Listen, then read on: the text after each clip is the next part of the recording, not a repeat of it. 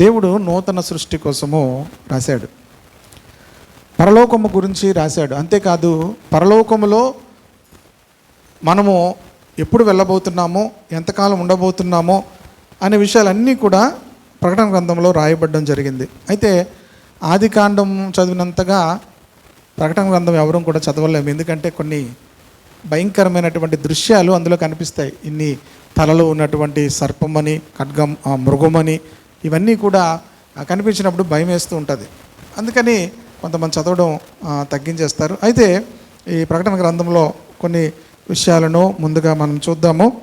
ఈ గ్రంథము రాసేటప్పటికి పరిస్థితులు ఎలా ఉన్నాయంటే, ముందుగా రోమా ప్రభుత్వంలో ఉన్నటువంటి అధికారులు అపోస్తలుల పట్ల లేకపోతే క్రైస్తవుల పట్ల వారు మంచిగానే ఉండేవారు. ఎందుకంటే ఇది అపోస్తల కార్యంలో చూసినప్పుడు యూదులు అపోస్తలుల మీద అనేక సార్లు వారు దాడి చేయడానికి ప్రయత్నం చేసినప్పుడు వారు తప్పించినట్లుగా చూస్తాం, వారిని కాపాడినట్లుగా చూస్తాం. పౌలును కానీ లేకపోతే ఇతర వ్యక్తులను కానీ వారి అనుమతి లేకుండా ఎవరిని కూడా మరి చంపకుండా క్రైస్తవులను ఒక రకంగా కాపాడారు. తర్వాత ఏమైందంటే, ప్రియమైన వాళ్ళరా, మరి క్రైస్తవులకి హింస కలగడం ప్రారంభించింది. నిజానికి క్రైస్తవులకు రోమియుల కన్నా, అంటే రోమా ప్రభుత్వం ద్వారా కన్నా యూదుల వలన ఎక్కువ హింస కలిగింది. యూదులు క్రైస్తవులను ఎక్కువగా హింసించేవారు. యేసు ప్రభుని సిలువ వేసింది కూడా ఎవరు? రోమియులు అనుకుంటాం కానీ, రోమా ప్రభుత్వం అనుకుంటాం కానీ, యూదుల వలనే యేసు ప్రభు వారు సిలువ వేయబడ్డారు.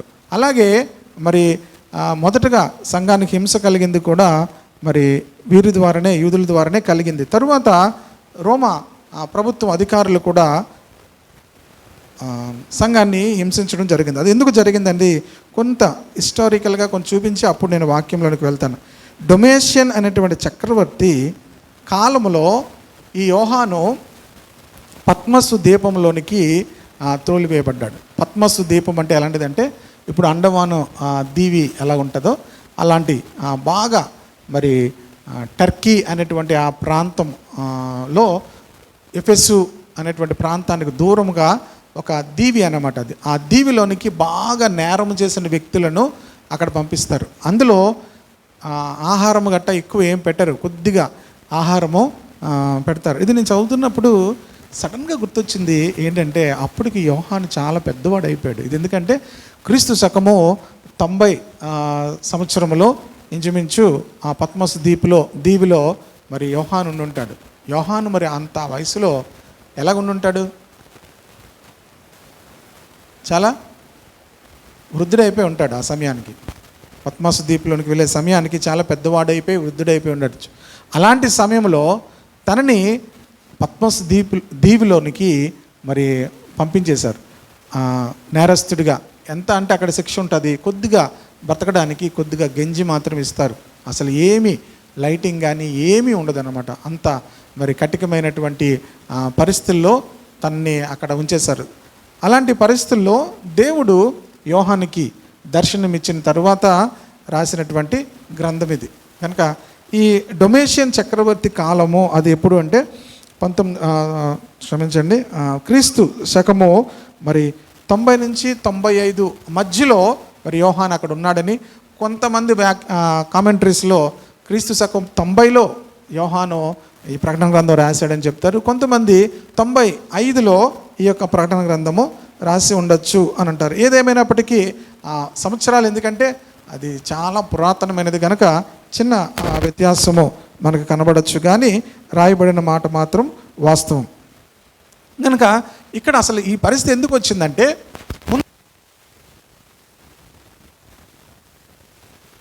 పరిస్థితుల్లో ముందు వీళ్ళు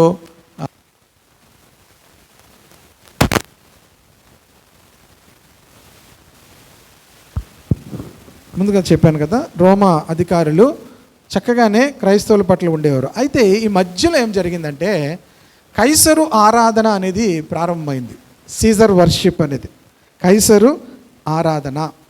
ఈ కైసరు ఆరాధన అంటే రోమా చక్రవర్తిని కైసరు అనేవారు. ఈ కైసరును ఆరాధించడం అనేది ప్రారంభించబడింది. ఇంతకుముందు గతంలో ఆ ఆరాధన అనేది ఉండేది కాదు. ఈ కైసరు ఆరాధన అనేది ఎప్పుడైతే ప్రారంభించబడిందో అది ఆ పరిస్థితులే క్రైస్తవులకు హింస కలగడానికి ప్రారంభమైంది. ముందుగా క్రైస్తవుల పట్ల రోమా ప్రభుత్వము మరి సానుకూలంగా ఉన్నప్పటికీ ఎక్కడ ప్రాబ్లం వచ్చిందంటే ఈ కైసరు ఆరాధన అనేది ఎప్పుడైతే ప్రారంభించబడిందో అప్పుడు హింస అనేది ప్రారంభమైంది.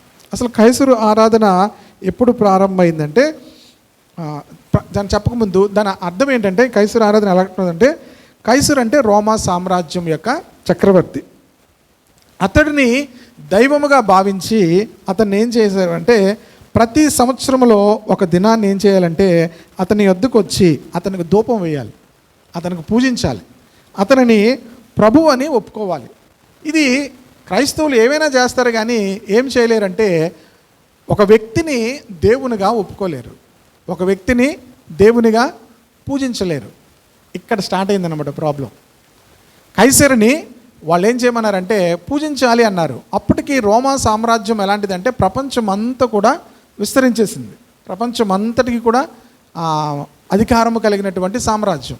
అలాంటి సామ్రాజ్యాలు బబులోను సామ్రాజ్యము, అశ్షూరీలు, వీళ్ళు ప్రపంచం అంతటిని కూడా పరిపాలించిన వాళ్ళు. అలాగే రోమా కూడా all roads leads to Rome అంటారు. అంటే ప్రతి దారి కూడా రోమాకే చేరుకుంటుంది, రోమా రాజ్యంలోనికే. అంతగా వాళ్ళు రోమాను అభివృద్ధిపరిచారు, రోమ్ దేశాన్ని అభివృద్ధిపరిచారు. కనుక అలాంటి పరిస్థితుల్లో ఏం జరిగిందంటే ఈ కైసరు ఆరాధన అనేది ప్రారంభమైంది. ఈ కైసరు ఆరాధన అనేది నిజానికి ఈ కైసరులు ఎవరు కూడా, ఈ చక్రవర్తులు ఎవరు ప్రారంభించలేదు. ఎవరు ప్రారంభించారంటే ఇది నేను చాలా రోజుల నుంచి ఈ మాటలు నేను చదువుతూ చెప్తున్నాను. ఇది హిస్టరీ కనుక కొన్ని విషయాలు చూసి చెప్తున్నాను. ఎందుకంటే అది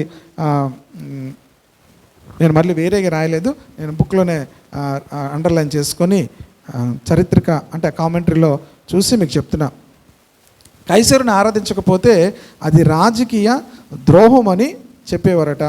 దానిని నిరాకరించే వారికి కఠినమైన హింసలు చేసి వారిని చంపేసేవారు. కనుక అలాంటి దినముల్లో మరి పద్మసు దీపంలోనికి యోహాను వెళ్ళినట్టుగా మనం చూస్తాం. ఇది ఎలా జరిగిందంటే యాక్చువల్గా రోమా ప్రభుత్వము చాలా మంచి వాళ్ళే. రోమా సామ్రాజ్యము ప్రజలకు చాలా సౌకర్యాలు చేశారు. మరి దానికి మరి కృతజ్ఞతగా మరి వాళ్ళు ఏం చేశారంటే ప్రజలే రోమా నాయకులను ఆరాధించడం ప్రారంభించారు.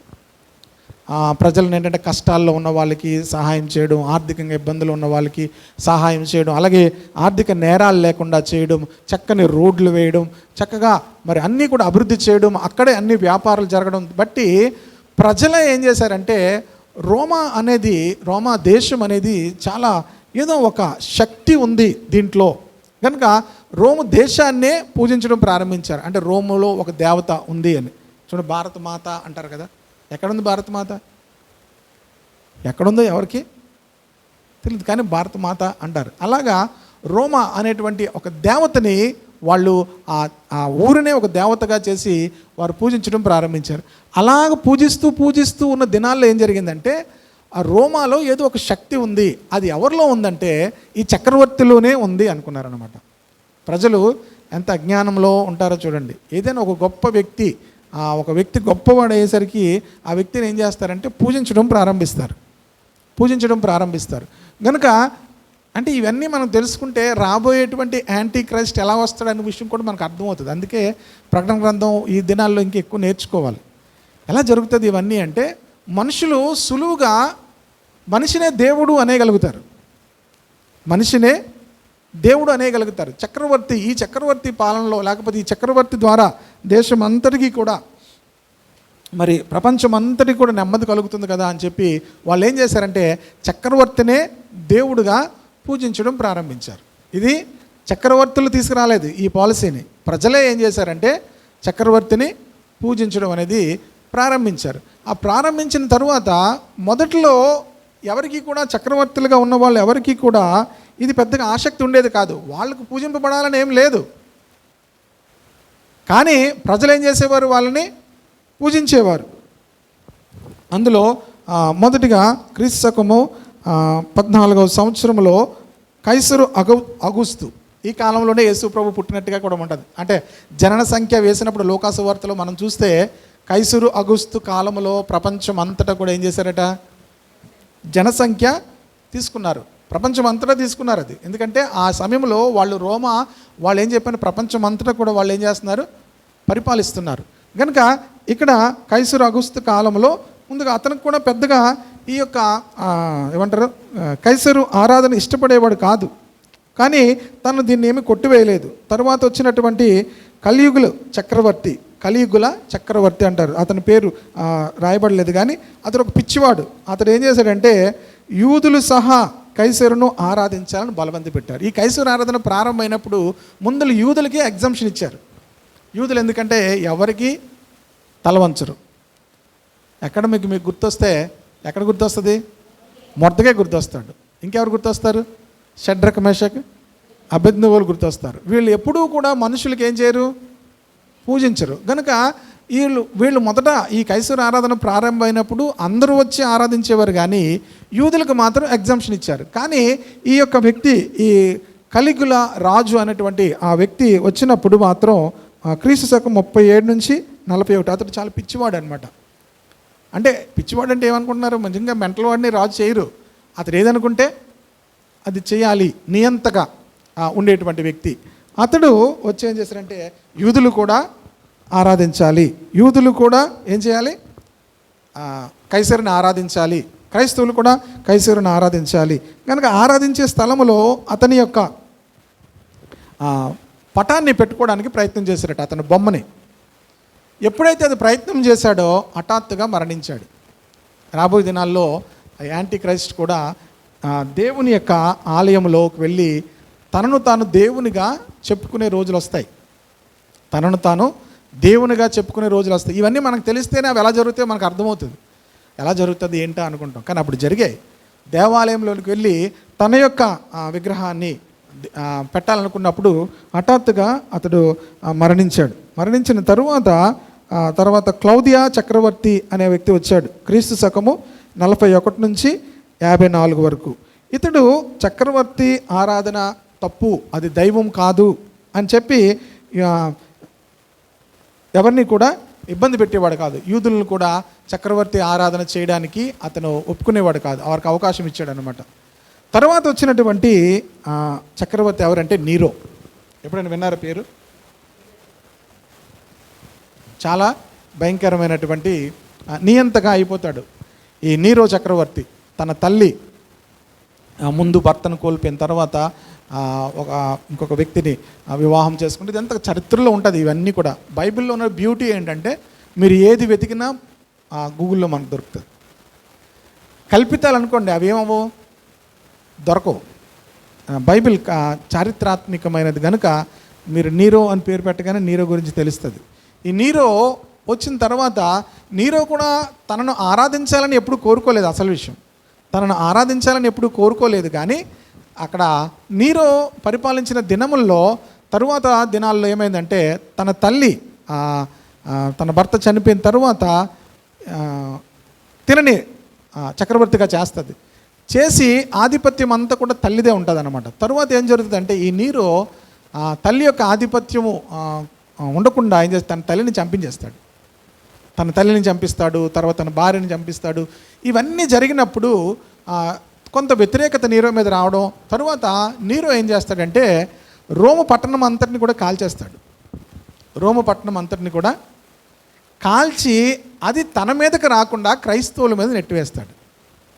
ఇది క్రైస్తవుల వల్లనే జరిగింది, ఇది చేశారని. అక్కడ నుంచి ఆ క్రైస్తవులకు మీద క్రైస్తవులను చంపడం అనేది ప్రారంభమైంది. నీరో చేసిన పని ఏంటంటే ఆ క్రైస్తవులకు వ్యతిరేకంగా ఏం చేశాడంటే క్రైస్తవులే ఈ పట్టణాన్ని కాల్చారు అని చెప్పి తన మీదకు ఆ తప్పును తప్పించుకోవడం కోసము క్రైస్తవుల మీద నింద మోపుతాడు. అక్కడి నుంచి క్రైస్తవుల మీద చాలా దాడులు ఎక్కువైపోయాయి. నీరో తర్వాత వచ్చినటువంటి 2-3 18 మాసాల్లో గాల్బా, ఓటో, వెటిలియస్ అని 3 చక్రవర్తులు ఏలారు. కానీ వీరెవరు కూడా చక్రవర్తిని ఆరాధించాలి అనేటువంటి శాసనాలు ఏమీ చేయలేదు. వీళ్ళు అయిపోయిన తరువాత వచ్చినటువంటి వ్యక్తి ఎవరంటే డొమేషియన్ చక్రవర్తి. క్రీస్తు శకము 81 నుంచి 96. ఇతడు కేవలం దుర్మార్గుడు. డొమేషియన్ క్రీస్తు శకము 81 నుంచి 96 సంవత్సరాల మధ్యలో ఇతడు చక్రవర్తిగా రోమా సామ్రాజ్యం మీద ఉన్నాడు.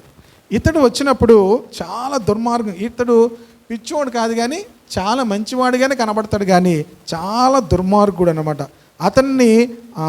అతను కొన్ని బిరుదులు కూడా పెట్టుకొని అతను ప్రభువుగా, అతని భార్య వస్తుంటే అందరూ లేచి నమస్కారాలు చేయాలన్నమాట. అంతగా అతడు ఏం చేశాడంటే పరిపాలించడం, కఠినముగా చేయడం ప్రారంభించాడు.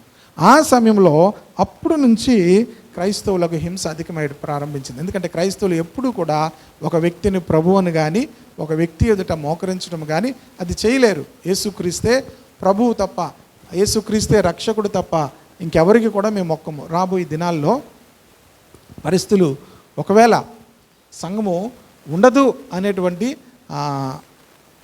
నిశ్చయితలోనికి మనం వస్తున్నాం. కానీ కొంతమంది ఉంటారు, కొంతమంది ఏం చేస్తారు, సంఘం అంతా ఏమవ్వదు, ఎత్తబడదు. ఎందుకు ఎత్తబడదు? రాకడ కొరకైన సిద్ధపాటులో ఉండని వారు విడిచిపెట్టబడతారు. కానీ మనందరికీ ఆ విషయాలు అప్పుడు తెలుస్తాయి కదా.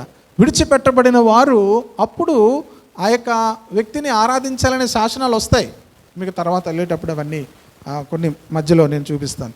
కనుక ఈ డొమేషియన్ చక్రవర్తి ఏం చేశారంటే తనను తన భార్యని కూడా పూజించాలి, అందరూ కూడా మొక్కాలి, అందరూ ప్రభు అని ఒప్పుకోవాలి, దేవుడని ఒప్పుకోవాలి అని చేసేవాడు. క్రైస్తవులు వ్యతిరేకించడం ప్రారంభించారు. అప్పుడు భయంకరమైన హింస అనేది ప్రారంభమైంది. ఈ డొమేషియన్ చక్రవర్తి కాలంలోనే యోహాను పత్మసు దీపంలోనికి త్రోయవేయబడ్డాడు. దానికి ముందుగా యోహాన్ని మరి వేడి నూనెలో వేసేశారు, కానీ యోహానికి ఏమీ కాలేదు. ఇవన్నీ చరిత్రలో ఉన్నటువంటి ఇవన్నీ కూడా ఉంటాయి ప్రియమైన దేవుని బిడ్డలారా. అయితే యోహాను అక్కడికి వెళ్ళినప్పుడు తనకు వచ్చినటువంటి దర్శనాన్ని బట్టి ఈ యొక్క పత్రిక రాయడము జరిగింది. ఆ సమయంలో ఈ పత్రిక చాలా వారికి ఆదరణ కలిగించింది. క్రైస్తవులకు ప్రతి పత్రిక కూడా చాలా ఆదరణ కలిగించేది. ఆ సమయంలో ఈ పత్రిక వాళ్ళకి చాలా ఆదరణ కలిగించింది. ఎందుకంటే ఇక ఏమవుతుంది, ఈ డొమేషియన్ చక్రవర్తి వచ్చాడు, క్రైస్తవులందరినీ నాశనం చేసేస్తున్నాడు అన్న పరిస్థితిలో యోహాను రాసినటువంటి పత్రిక చదివిన వాళ్ళందరికీ కూడా చాలా ఆదరణ కలిగింది అన్నమాట. దేవుడు ఏమై ఉన్నాడు, దేవుడు ఎలాంటి వాడు అనే విషయాన్ని, ఈ రాజ్యము తర్వాత ఏ రాజ్యము ఉండబోతుంది, అంతం ఎలా అవ్వబోతుంది అన్ని విషయాలను కూడా ఈ గ్రంథంలో రాయడాన్ని బట్టి సంఘము అక్కడ క్షేమాభివృద్ధి పొందింది. కనుక ఇది మళ్ళీ ఇంకొక సమస్య ఏంటంటే, ఈ థియాలజీ చదివితే ఏమవుతుందంటే, మరి ఇది ఏ యోహాను రాశాడు? బైబిల్లో 3 యోహాన్లు ఉన్నారు. ఎవరెవరు? బాప్తిసం ఇచ్చు అతను రాసి ఉన్నాడు. ఎందుకు? అతను అప్పటికే చనిపోయాడు. ఇంకో యోహాను ఎవరు? అపోస్తులుడైన యోహాను. ఇంకొక యోహాను ఉన్నారు. ఎవరు? ఇంకో యోహాను ఎవరంటే మార్కు అని మారు పేరు గల యోహాను అని ఉంటుంది. మార్కునే యోహాన్ అనేవారు. అపోస్తుల కార్యంలో మీరు చూస్తే బర్నబా అపోస్తులైన పౌలుతో మార్కును వెంట పెట్టుకొని వెళ్ళారని ఉంటుంది కదా. మార్కుని యోహాన్ అని కూడా పిలుస్తారన్నమాట. మార్కుని యోహాన్ అని కూడా పిలుస్తారు. కనుక ఏ యోహాను అనేటువంటి కన్ఫ్యూజన్ ఉంది. ఇప్పుడు ఎప్పుడైనా సరే లేఖనాలను మనం ఎవరు రాశారు అని తెలుసుకోవాలనుకుంటే దాంట్లో మంచి చిట్కాలు ఉంటాయి. ఏంటో తెలుసా? యోహాను సువార్తలో ఎలాంటి మాటలు వాడాడో పత్రికలో కూడా అలాంటి మాటలు వాడాడు. అలాగే ఈ యోహాను ప్రకటన గ్రంథంలో కూడా అలాంటి మాటను వాడాడు. మొట్టమొదటిగా గొర్రెపిల్ల అనే మాటను ఎవరు వాడారు? లోక పాపంలో మోసుకుపోయిన దేవుని గొర్రెపిల్ల అని వాడింది ఎవరు? యోహాను సువార్తలో కనిపిస్తుంది మనకి. అలాగే ప్రకటన గ్రంథంలో గొర్రెపిల్ల, వధింపబడిన దేవుని గొర్రెపిల్ల అనే మాటను అనేక సార్లు చూస్తాం. కనుక ఇది రాసింది ఎవరంటే అపోస్తులైన యోహాను. అలాగే తన్ను పొడిచిన వారు అని ఉంటుంది. యోహాను సువార్తలో యేసుక్రీస్తును పొడిచిన వారు అనే మాట ఉంటుంది. అదే మాట పత్రిక ఈ యొక్క ప్రకటన గ్రంథంలో కూడా ఆయన్ను పొడిచిన వారిని కూడా ఆయన చూచెదరు అనే మాటను చూస్తాం. అంతేకాదు ఇంకా యోహాను ఇంకేం వాడాడంటే దేవుని వాక్యము అనే మాటను వాడాడు. అసలు సృష్టిని గురించి అందరూ కూడా మత్తయి యేసుప్రభు యొక్క జననం గురించి రాశాడు, లూకా యేసుప్రభు జననం గురించి రాశాడు. కానీ యోహాను ఎక్కడి నుంచి రాశాడంటే ఆది యందు దేవుని వాక్యం ఉండెను అని రాశాడు. పత్రికలో కూడా ఏం రాశాడు? జీవవాక్యం గురించి ఆది నుంచి ఏముండెనో అని రాశాడు. మొదటి పత్రిక మొదటి వచనములు. ప్రకటన గ్రంథంలో కూడా దేవుని వాక్యము అనే మాటను ఎక్కువసార్లు రాశాడు. మరి ముఖ్యంగా ఏం రాశాడంటే దేవుని పేరే దేవుని వాక్యం అనే మాటను రాశాడు. ఆయన పేరే దేవుని వాక్యము అనే మాటను రాశాడు. కనుక అంటే థియాలజికల్గా స్టడీ చేసినప్పుడు ఇది ఎవరు రాశారు అని మనకు తెలియాలి అంటే ఖచ్చితంగా యోహాను. ఎలా రాశాడంటే తను వాడినటువంటి భాష. సాధారణంగా మన హ్యాండ్ రైటింగ్ చూస్తే ఎవరు రాశారని చెప్పేయచ్చు మనం. మీ హ్యాండ్ రైటింగ్ నాకు తెలుసు అనుకోండి, అప్పుడు ఏం చెప్తారు? ఇప్పుడు లీడియా హ్యాండ్ రైటింగ్ నాకు తెలుసు. ఏదైనా పేపర్లు దొరుకుతుంటాయి అప్పుడప్పుడు, ఏవో పాత పేపర్లు, ఇది ఎవరు రాశారు అనుకోవాల్సిన అవసరం లేదు. హ్యాండ్ రైటింగ్ ఎవరిది తెలిసిపోద్ది. అలాగా యోహానే రాశాడు. ఇది పౌలు రాశాడు అనడానికి లేదు. పౌలు రాసేటువంటి విధానము వేరుగా ఉంటుంది.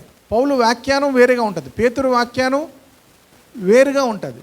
చూడండి, పేతురు ప్రసంగంలో తండ్రి అయిన దేవుని భవిష్యత్ జ్ఞానమును బట్టి అన్నాడు ఫస్ట్ ప్రసంగంలో. చూస్తే తన పత్రికల్లో కూడా దేవుని భవిష్యత్ జ్ఞానం అనే మాటే వాడాడు. అంటే ఎక్కడికి వెళ్ళినా మన భాష ఏమవుతుంది తెలిసిపోద్ది, మన స్వరం ఏమవుతుంది తెలిసిపోద్ది, మన రైటింగ్ ఏమవుతుంది తెలిసిపోద్ది. కనుక పేతురే రాశాడు పేతురు పత్రిక అనడానికి పేతురు గ్రంథంలో అంటాడు దేవుని భవిష్యత్ జ్ఞానమును బట్టి అని వాడాడు. ఫస్ట్ ప్రసంగంలో కూడా అపోస్తలుల కార్యం 2వ అధ్యాయంలో కూడా ఏం రాశారంటే దేవుని భవిష్యత్ జ్ఞానమును బట్టి అనే మాటను వాడాడు. కనుక అలాగా బైబిల్ని మనము పరిశీలించేటప్పుడు ఇలాంటివన్నీ కూడా ఇది ఎవరు రాశారు అనడానికి, లేకపోతే ఎక్కడ ప్రయోగించారు అనడానికి ఈజీగా మనకు తెలిసిపోద్ది. కనుక యోహాను దీనిని అపోస్తలులైనటువంటి యోహాను దీనిని రాశాడు అనేటువంటి విషయము మనందరికీ కూడా అర్థమవుతుంది. కనుక బహుశా ఈ యొక్క విషయం క్లియర్ అయిపోయింది కదా. పత్రికలోనికి ఇప్పుడు ప్రకటన గ్రంథంలోనికి వెళ్దాం. యోహాను రాసిన ప్రకటన గ్రంథం 1వ అధ్యాయం. అంటే బ్యాక్గ్రౌండ్ అంతా చెప్పాను. ఇప్పుడు డొమిషియన్ చక్రవర్తి వచ్చేసరికి పరిస్థితులు ఎలాగున్నాయి, పద్మసు ద్వీపంలోనికి యోహాను వెళ్ళేసరికి క్రైస్తవుల మీద రోమా ప్రభుత్వము చేసేటువంటి క్రూరమైనటువంటి కఠినమైన శిక్షలు ఏంటి, వారిని చంపించడం, హింసించడం, చెరసాల్లో వేయడం, మరి నరికించేయడం, అంత భయంకరంగా ఉండేది, హింస కలిగేది సంఘానికి. కనుక అలాంటి పరిస్థితులు రావడానికి కారణం ఏంటి అనే విషయాలను కూడా మనం ముందు చూసాం.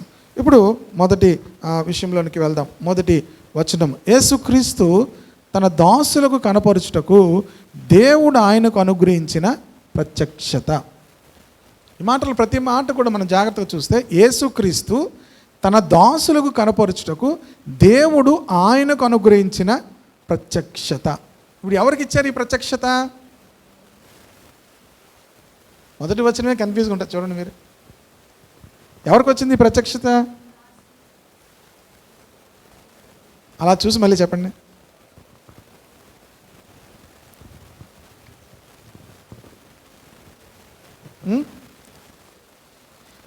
దేవుడు యేసుక్రీస్తుకి ఇచ్చాడు ప్రత్యక్షత. ఇది అర్థం చేసుకోవడం చాలా కష్టంగా ఉంటుంది కదా. మీకు అయిందో కష్టం లేదు, నాకు చాలాసార్లు కష్టమైంది. ఇప్పుడు యేసుక్రీస్తుకి అన్నీ తెలుసా తెలీదా? ఇప్పుడు ఎవరికి ఇచ్చాడు ఆయన ప్రత్యక్షత?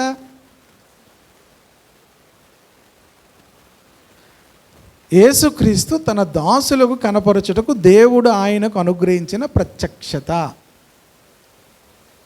ఈ సంగతులు త్వరలో సంభవింపనయ్యున్నవి. ఆయన తన దూత ద్వారా వర్తమానం పంపి తన దాసుడైన యోహానుకు వాటిని సూచించెను. మీకు ఇది అర్థం అవ్వాలంటే యేసుక్రీస్తు భూమి మీద ఉన్నప్పుడు నీ రాకడ ఎప్పుడు ఏ సమయంలో వస్తుందంటే ప్రభు ఏం చెప్పారు? తండ్రికి తప్ప ఎవరికి ఆ సమయము తెలియదు అన్నారా లేదా? ఇప్పుడు తండ్రి యేసుక్రీస్తుకు జరగబోయే విషయాలన్నింటినీ కూడా అక్కడ ప్రత్యక్షత ఇచ్చినట్టుగా మనం చూస్తున్నాం. ప్రభు చెప్పారా లేదా? తండ్రికి తప్ప ఈ విషయాలు ఎవరికి కూడా తెలియవు. కనుక ప్రియమైన వారలారా, యేసుక్రీస్తుకు దేవుడు అనుగ్రహించిన ప్రత్యక్షత, ఆ ప్రత్యక్షతను ఏం చేస్తున్నాడట ఆయన? ఈ సంగతులు త్వరలో సంభవింపనై ఉన్నవి గనక ఆయన తన దూత ద్వారా వర్తమానం పంపి తన దాసుడైన యోహానుకు వాటిని సూచించెను. కనుక యేసుక్రీస్తు ఒక దూతను పంపించి తన దాసుడైన యోహానుకు వాటిని సూచించెను. దాసుడు అనే మాట రెండు సార్లు అక్కడ మనకు కనిపిస్తుంది. దాసుడు. యాక్చువల్గా దాసుడు అనేటువంటి మాట దేంట్లో నుంచి వచ్చిందంటే డులాస్. గ్రీక్ వర్డ్ ఏంటంటే డులాస్, DOULOS. గ్రీక్ వర్డ్ ఏంటంటే డులాస్ అనేటువంటి వర్డ్ నుంచి వచ్చింది. దాని అర్థం ఏంటంటే యాక్చువల్గా దాసుడు అంటే అర్థం ఏంటంటే దాసుడు లేక సేవకుడు అయితే నియమించినటువంటి సమయంలోనే పని చేయాలి. మన ఇంట్లో అందరిలో కూడా కొంతమంది ఇంట్లో పని వాళ్ళు ఉంటారు, లేకపోతే అందరం కూడా ఎక్కడో దగ్గర పని చేస్తాం. పని చేసేటువంటి సమయాల్లో మనకు సమయం ఉంటుంది. ఎంత సమయం పని చేయాలి? 8 hours పని చేయాలి, 12 hours పని చేయాలి, 10 hours పని చేయాలి. మన ఇంట్లో కూడా పని వాళ్ళు వస్తే 1 గంట సమయం పని చేస్తారు, వాళ్ళు వెళ్ళిపోతారు. ఇది దాసులుగా లేకపోతే సేవకులుగా ఉన్నమాట. యాక్చువల్ వర్డ్ ఏంటంటే అది గ్రీక్ వర్డు డులాస్. డులాస్ అంటే అర్థం ఏంటంటే బానిస. ఏంటి అర్థం దానికి? బానిస. బానిసకి ఏముండదు? బానిసకి ఏముండదు? టైం ఏమి ఉండదు. నా టైం అయిపోయింది వెళ్ళిపోతాను అనడానికి లేదు. నా టైం అయిపోయింది నేను మా ఇంటికి వెళ్ళిపోతానని ఉండదు. బానిస ఏంటంటే పూర్తిగా ఎవరి ఇంటిలో ఉన్నాడో ఎవరి దగ్గర ఉన్నాడో వాళ్ళకి దాసోహం అనమాట. మధ్యరాత్రిలో లేపైనా ఏం చేయొచ్చు? అక్కడికి వెళ్ళి ఆవులు తీసిరా, లేకపోతే ఆవులు ఇప్పే, లేకపోతే ఏదో అరుస్తుంది చూడని మధ్యరాత్రిలోనైనా చెప్పచ్చు. బానిసకు ఏముండదంటే హక్కు ఉండదు. బానిసకి ఏముండదు? హక్కు ఉండదు. యాక్చువల్ మరి గ్రీక్ వర్డ్ అక్కడ రాయబడిన వర్డ్ అదే. బైబిల్లో కొన్ని వర్డ్స్ని మనము అలా చూసుకోవాలి. దాసుడు అనే మాటకి ఏం రాశారంటే అక్కడ గ్రీక్ వర్డ్ ఏముందంటే డులాస్ అనేటువంటి వర్డ్ అని. కనుక దేవుని దగ్గర మనము చాలాసార్లు కొంత హక్కులు మనం మాట్లాడతాం, కానీ యాక్చువల్గా మనం అందరము కూడా, అందుకే అబ్రహాము గురించి దేవుడు చెప్పేటప్పుడు నా దాసుడైన అబ్రహాము అన్నాడు. మోషే గురించి కూడా దేవుడు చెప్పేటప్పుడు ఏమన్నాడు? నా దాసుడైన మోషే అన్నాడు. నా దాసుడైన దావీదు అన్నాడు. ఇంకెవరు? అపోస్తుల గురించి కూడా వాళ్ళు చెప్పుకునేటప్పుడు కూడా అపోస్తుడమైన మేము యేసుక్రీస్తు దాసుడనైన అపోస్తుడైన పౌలు అని రాసుకున్నాడు. పేతురు కూడా ఆయన దాసుడును అని రాసుకున్నాడు. కనుక అందరూ కూడా ఆ వర్డ్ వాళ్ళకి తెలుసు. మేము క్రీస్తుకి ఏంటి దాసులము అంటే ఇక్కడ ఏం చెప్పాను? ఆ ప్రతి చోట గ్రీక్ వర్డ్ ఏంటుంది? డులాస్ అనే వర్డే ఉంది. ఏంటి ఇప్పుడు? బానిసలు. చాలాసార్లు మనం ఏమనుకుంటాం, మనం దేవుని దగ్గర జీతాలు అడుగుతాం కదా. జీతాలు ఎలాగ అడుగుతాం? మనం ఏదైనా చేసిన తర్వాత ప్రభువా ఇది నేను చేశాను, నాకు ప్రతిఫలం ఇవ్వవా అనుకుంటాం. మనము క్రీస్తుకు ఏమై ఉన్నామంటే బానిసలమై ఉన్నాం. ఇంతకుముందు దేనికి బానిసలు? పాపానికి దాసులు. అంటే పాపానికి ఏమయ్యాం? బానిసలు. పాపానికి ఏమయ్యాం? బానిసలు. బానిసలు అంటే అర్థం ఏంటంటే పాపము మనం చేయకూడదన్నా కూడా మనం చేయాల్సి వచ్చేది. ఎవరికి? ఆ పాపముకు అధికారం ఎవడు? అపవాది. అపవాది మనల్ని ఏం చేయించేవాడు అంటే పాపము చేయించేవాడు. పాపము చేయి ప్రతివాడు పాపమునకు దాసుడు. అంటే పాపము మనం చేయకూడదు అనుకున్నా కూడా అపవాది చేయించేవాడు. యేసుక్రీస్తు ప్రభువారు ఆయన మనల్ని ఏం చేశారంటే పాపము యొక్క దాసత్వములో నుంచి విడిపించారు. పాపానికి ఇప్పుడు మనం ఏం కాదు, బానిసలం కాదు, దాసులము. బానిస అని మాట వాడండి. బానిసలము కాదు. ఇప్పుడు నీకు ఇష్టమైతేనే నువ్వు చేయొచ్చు తప్ప దాన్ని నువ్వేం చేయొచ్చు? దాని నుంచి పారిపోవచ్చు. ముందు పారిపోలేము, ఇప్పుడు దాని నుంచి మనం ఏం చేయొచ్చు? పారిపోవచ్చు. నేను చేయనని దాన్ని తృణీకరించవచ్చు. కనుక ఇప్పుడు మనం పాపానికి బానిసలం కాదు. ఎవరికి బానిసలం? దేవునికి. నీతికి దాసులం, నీతికి బానిసలం, ప్రభువుకి బానిసలు. అది మనం అప్పగించుకోవడం ద్వారా జరుగుతుంది. అందుకే మిమ్మల్ని ఏం చేయమంటాడంటే రోమాపత్రికలో 6వ అధ్యాయంలో మిమ్మల్ని మీరు అప్పగించుకోండి అంటాడు. మనల్ని మనం ఏం చేసుకోవాలి? యేసుక్రీస్తు చేసినటువంటి ఆ త్యాగాన్ని బట్టి మనల్ని మనం ఏం చేసుకోవాలంటే ప్రభువుకి అప్పగించుకోవాలి. ఎంతగా మనం ప్రభువుకి అప్పగించుకుంటామో ప్రభు కాపుదల మన మీద ఉంటుంది. పాపమును జయించడము ఎంత సులువు అంటే ప్రియమైన దేవుని బిడ్డలారా, దేవునికి మనం అప్పగించుకోవడం ద్వారా పరిశుద్ధత వస్తుంది అంటాడు రోమాపత్రికలు. దేవునికి దాసులైనందున పరిశుద్ధత కలుగుటే మీకు ఫలము.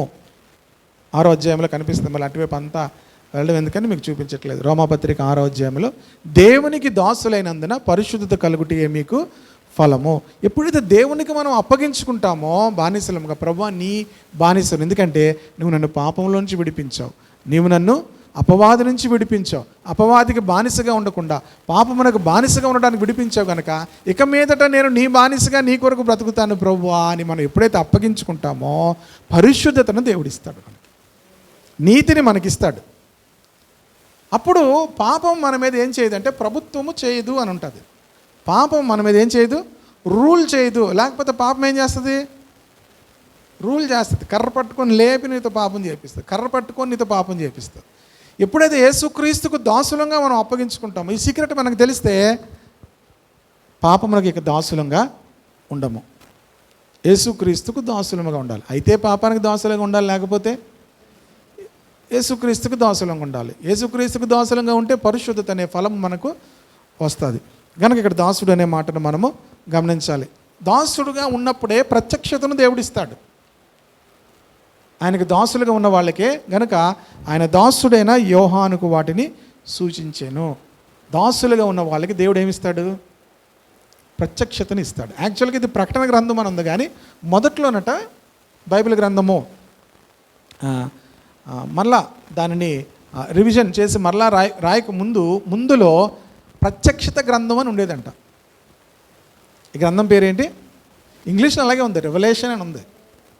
ఇంగ్లీష్లో ఏముంది, తెలుగులో ఏమి రాశారు, ప్రకటన అని రాశారు. ముందు ఏముండేదంటే ప్రత్యక్షత గ్రంథం అని ఉండేది.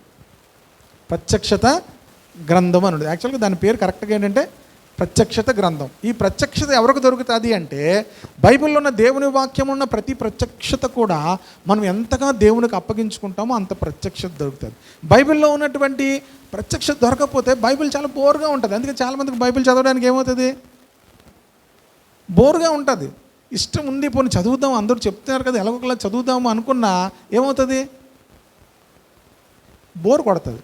చదువుదాం అనుకున్నాను కానీ ఏం బోర్ కొడితే ఎక్కడ చదువుతామండి కదా.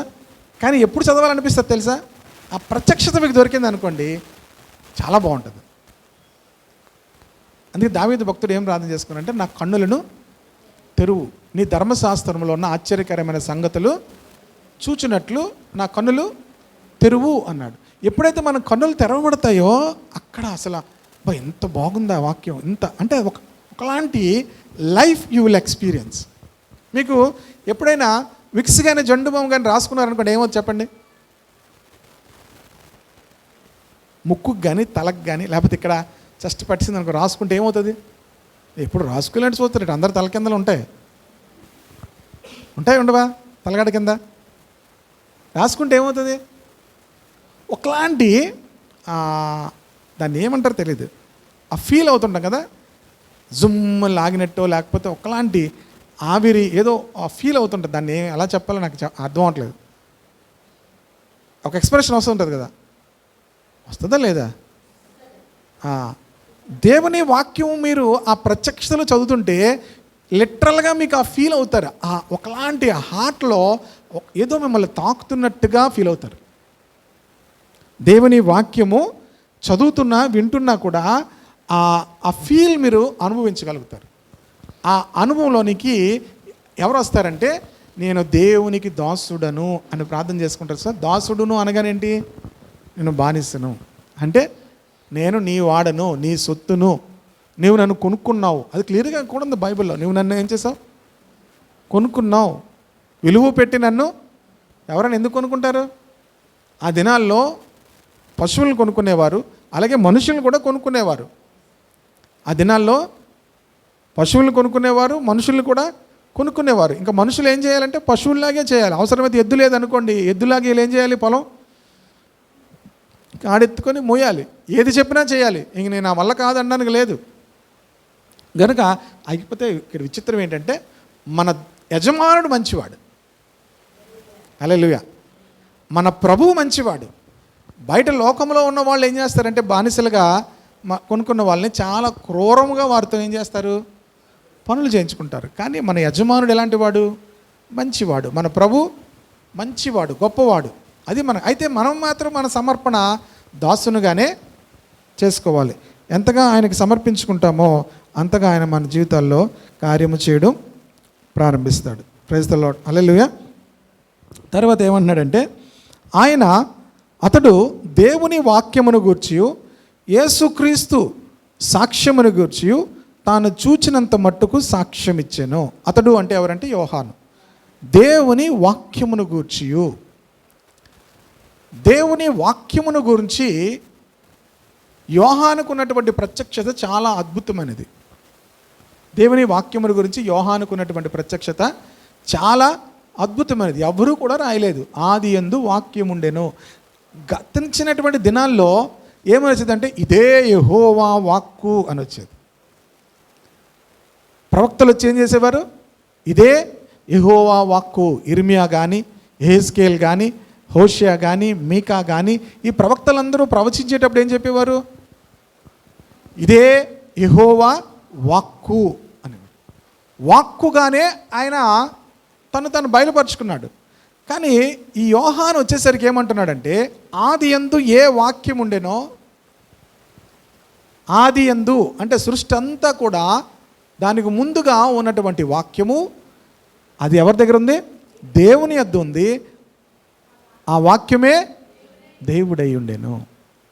కనుక దేవుని వాక్యమును గురించినటువంటి ప్రత్యక్షతను యోహాను కలిగి ఉన్నాడు. కనుక దేవుని వాక్యమును గురించి తను ఎక్కువసార్లు రాశాడనే విషయాన్ని చదివాము.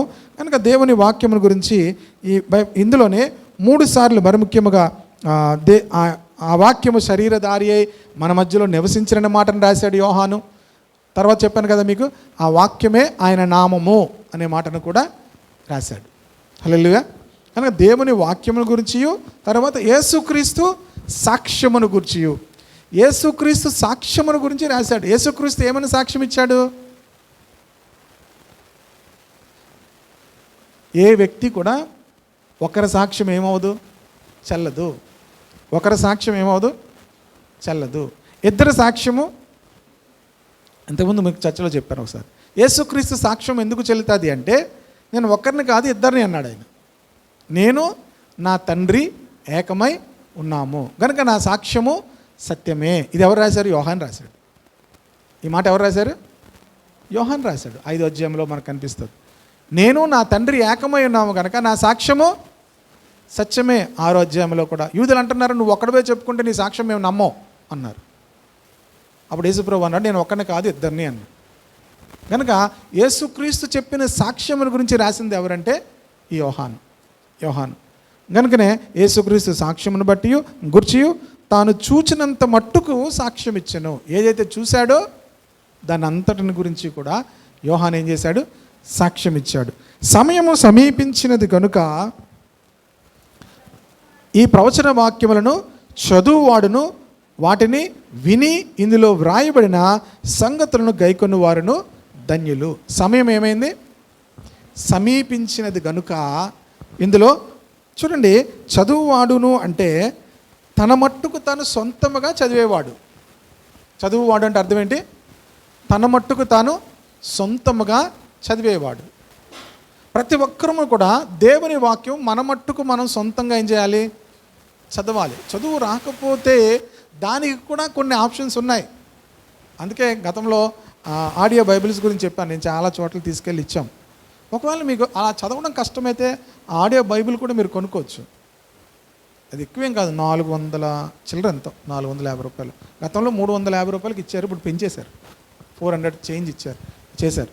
మీకు ఎవరికైనా కావాలంటే కొనుక్కోవచ్చు. తెప్పించమంటే తెప్పిస్తాను. ప్రియమైన దేవుని బిడ్డలారా, కనుక దేవుని వాక్యమును మనము చదువుకోవాలి. కనుక ఈ చదువువాడు మొదట ధన్యుడు. రెండవది ఏంటంటే వినేవాడు. రెండవది ఏంటి? వినేవారు. దేవుని వాక్యము చదువుకోవడం ఎంత ముఖ్యమో వినడం కూడా అంతే ముఖ్యం. అర్థమవుతుందా?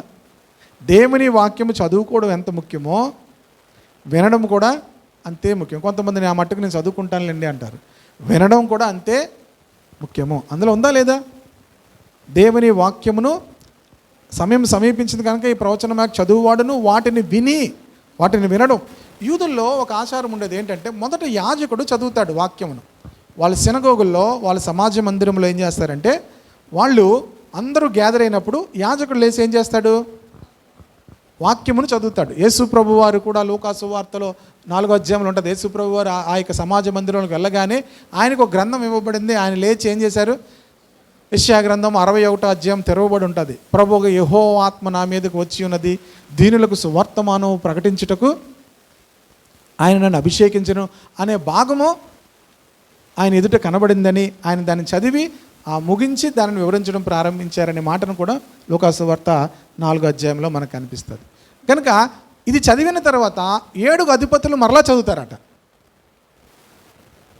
7 చూడండి, అది ఎంత ప్రాముఖ్యం వినడం అనేది. ముందు యాజకుడు చదివిన తర్వాత మరలా 7 ఏం చేస్తారు? చదివి వినిపిస్తారట. వాక్యం ఏం చేస్తారు? అందుకే తిమోతి గ్రంథంలో ఈ మాట ఉంటుంది, నేను వచ్చేంత వరకు వాక్యమును, మంచి మాట ఉంటుంది, చదువుట యందు అనే మాటను మనం చూస్తాం.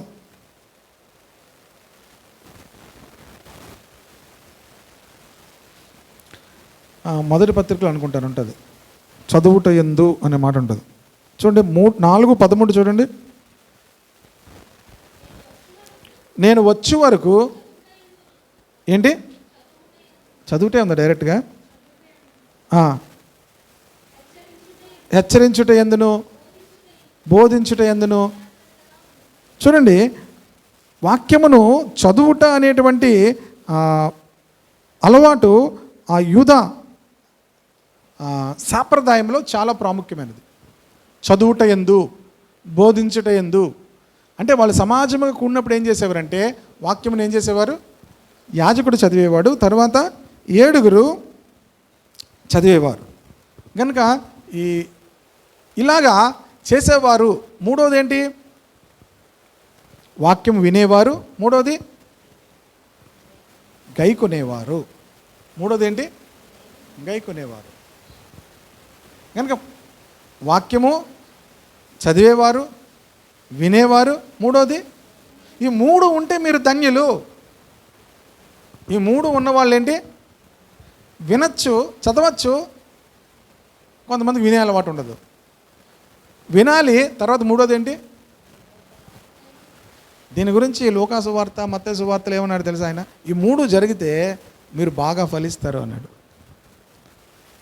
వినేవారు, గ్రహించేవారు, అవలంబించేవారు బహుగా వాళ్ళు ఫలిస్తారు. కానీ క్రైస్తవ జీవితం ఫలించడానికి ఇదొకటే సూచన. కనుక ఈ గ్రంథంలో ధన్యులు అనే మాటను 7 సార్లు రాశాడు. ధన్యులు అనే మాటను 7 సార్లు రాశాడు. ఒకటి ఏంటంటే దేవుని వాక్యము చదివి విని గైకొను వారు ధన్యులు. 1:3 ఉంది. దేవుని వాక్యం చదివి విని గైకొను వారు ధన్యులు. ప్రకటన గ్రంథంలో ధన్యులు అని 7 సార్లు రాయబడి ఉంది.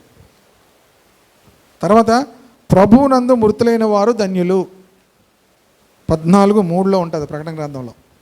జస్ట్ అలా రాసుకోండి మీరు. మెలకువగా ఉండి వస్త్రమును కాపాడుకునేవాడు ధన్యుడు 16-15. మెలకువగా ఉండి, ఇప్పుడు మీరు తీయవసరం లేదు, జస్ట్ అది మీరు రిఫరెన్స్గా అలా రాసుకుంటే చాలు. మెలకువగా ఉండి వస్త్రమును కాపాడుకునేవాడు ధన్యుడు 19:9. గొర్రెపిల్ల విందులో పిలువబడిన వారు ధన్యులు. గొర్రెపిల్ల విందులో పిలువబడిన వారు ధన్యులు 22:7 ఏముందంటే 26. ఈ మొదటి పునరుత్థానములో పాలు గలవారు ధన్యులు. మొదటి పునరుత్థానములో పాలు గలవారు ధన్యులు. ఫస్ట్ రిజరెక్షన్, మొదటి పునరుత్థానములో పాలు గలవారు ధన్యులు. తర్వాత అక్కడికి వెళ్ళినప్పుడు అవి వివరించవచ్చు. జస్ట్ అంటే ఆ ధన్యులు అనే మాటను ఎందుకు 7 సార్లు వాడాడని చూపించడానికి ఈ మాటలు చదువుతున్నాను. ఈ గ్రంథంలోని 22:7, ఈ గ్రంథంలోని ప్రవచన వాక్యములు గైకొనువాడు ధన్యుడు. ఈ గ్రంథంలో ఉన్న దేవుని యొక్క మాటలను గైకొనువాడు ధన్యుడు. 22:14, తమ వస్త్రములను ఉతుక్కునివారు ధన్యులు. హల్లెలూయా. తమ వస్త్రములను ఉతుక్కునేవారు. కనుక మన వస్త్రాలను ఉతుక్కోవాలి. అక్కడికి వెళ్ళినప్పుడు అవి చెప్పచ్చు. కనుక నేను ఇప్పుడు అవి ఏమి టచ్ చేయట్లేదు. 7 సార్లు ఈ మాటను వాడినట్టుగా జస్ట్ జ్ఞాపకం చేయాలని చెప్తున్నాను. తరువాత 4వ వచనం, యోహాను ఆసియాలో ఉన్న 7 సంఘములకు శుభమని చెప్పి వ్రాయునది. ఆసియాలో ఉన్న 7 సంఘములకు శుభమని చెప్పి వ్రాయినది. ఆసియా అంటే మొత్తం అంతా ఆసియా కాదు, చిన్న ఆసియా అంటే టర్కీ ప్రాంతంలో ఈ సంఘాలన్నీ కూడా ఉన్నాయి. టర్కీ అనేటువంటి ఆ ప్రాంతంలో ఎఫెస్ ఇవన్నీ కూడా ఆ చుట్టుపక్కల ఉన్న ప్రాంతాల్లో ఉంటాయన్నమాట. ఈ 7 సంఘాలు కూడా. 7 సంఘాలు అంటే ఏంటి? మొట్టమొదటిది ఎఫెస్, తర్వాత స్పుర్ణ, పెర్గమ, తుయతైరా, సార్దిస్, తర్వాత ఫిలదెల్ఫియా, లవోదికియా. ఈ 7 సంఘాలు కూడా ఈ చిన్న ఆసియా అనేటువంటి ప్రాంతంలో ఉన్నాయి. ఇప్పుడు ఈ ఒక సందేహం మనకు రావచ్చు చదువుతున్నప్పుడు, మిగతా సంఘాలు కూడా ఉన్నాయి కదా, గల్తీ సంఘం ఉంది, కొరింథీ సంఘం ఉంది, ఫిలిప్పీ సంఘం ఉంది. మరి ఈ సంఘాలకి సాధారణంగా దేవుడు ఒకటి స్పిరిచువల్గా గ్రహించవలసిన విషయం, దేవుడు ఎప్పుడు కూడా ఈ దాన్ని చెప్పకముందు యోహానుకు ఈ 7 సంఘాల్లో పనిచేసిన అనుభవం ఉంది. ఏ 7 సంఘాల్లో? ఇప్పుడు చెప్పినటువంటి ఎఫెసు, స్పుర్ణ, పెర్గమ, సార్దిస్, తుయతైరా, తర్వాత ఫిలదెల్ఫియా, లవోదికియా సంఘాల్లో పనిచేసిన అనుభవం ఉంది. గనక తను ఇప్పుడు యోహాను పంపించాడని కానీ ఎవరికి అలవాటు? యోహాను ఈ సంఘాలకు అలవాటు. మిగిలిన వారికి యోహాను పరిచయం లేదు. మనం అనుకుంటాం ఇవే సంఘాలు అనుకుంటాం. నేను పౌలు జీవిత చరిత్ర గురించి ఒక సెమినార్కి వెళ్ళినప్పుడు కొన్ని చాలా అద్భుతమైన విషయాలు నేర్చుకున్నాం. చాలా అద్భుతమైన విషయాలు. తను అక్కడ ఒక ప్రాంతంలోనికి పేరు క్రీస్పు అనుకుంటాను, ఒక ప్రాంతంలోనికి బర్నబా వెళ్ళిపోతాడు. పౌలు బర్నబా విడిపోయినప్పుడు బర్నబా వేరే ప్రాంతానికి వెళ్ళిపోతాడు. తెలుసా అది ఏ ప్రాంతమా? ఆ ప్రాంతం పేరు చెప్తాను, నోట్లోకి వస్తుంది, బయట రావట్లేదు. ఇంగ్లీష్లో 15వ అధ్యాయం అనుకుంటాను, చూడండి ఒకసారి. కిలికియా. పౌలు 15వ అధ్యాయము అపోస్తలుల కార్యం చివరి మాట 40-41 వచనాలు. పౌలు శీలను ఏర్పరచుకొని సహోదరుల చేత ప్రభు కృపకు అప్పగింపబడిన వాడే బయలుదేరి సంఘములను స్థిరపరచుచు సిరియా, కిలికియా దేశముల ద్వారా సంచారము చేశాను. బర్నబా ఎక్కడికి వెళ్ళిపోయాడు? పైన ఉంటుంది చూడండి.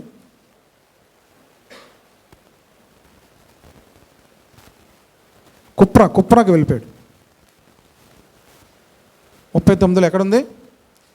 కుప్రా అనేటువంటి ప్రాంతం. పౌలు తర్వాత ఈ ప్రాంతానికి వెళ్ళలే. పౌలు ఈ కుప్రా అనేటువంటి ప్రాంతానికి వెళ్ళలేదు. అంటే ఆ చరిత్రలకు నేను చదువుతున్న ఆయన టీచ్ చేస్తున్నప్పుడు కుప్రాలో కూడా చాలా సంఘము ఏర్పడింది. కుప్రాకి ఎవరు ఏర్పాటు చేశారు అంటే పౌలు వెళ్ళలేదు. ఎవరు ఏర్పాటు చేశారు? బర్నబా. ఇప్పుడు పౌలు ఏదైనా లెటర్ ఇచ్చాడని కుప్రాకి వెళ్తే పౌలు గురించి వాళ్ళకి ఏంటి తెలియదు. అర్థమైందా మీకు? అలా చెప్పుకెళ్ళిపోతున్నా నేను, అర్థమవుతుందా లేదు మీకు? ఇప్పుడు ఆ కుప్రాలో సంఘం ఎవరు స్థాపించారు? బర్నబా స్థాపించాడు. ఇప్పుడు బర్నబా ఏదైనా ఉత్తరం ఇచ్చాడంటే వాళ్ళకి అర్థమవుతుంది, పౌలు ఇచ్చాడంటే వాళ్ళకి ఏమవుతుంది? అర్థం కాదు. అలాగా ఈ 7 సంఘాలకి కూడా యోహాను పరిచయం చేసినటువంటి సంఘాలు. ఇక్కడ యోహాను అంటే వాళ్ళకి పరిచయం గనక ఈ 7 సంఘాల గురించి ప్రత్యక్షతను ఆ యొక్క అనుభవాలను వాళ్ళకి ఈ ఉత్తరం రాసి ఈ ప్రకటన ప్రత్యక్షత గ్రంథం ఇమ్మని చెప్పి ప్రభు చెప్పాడు.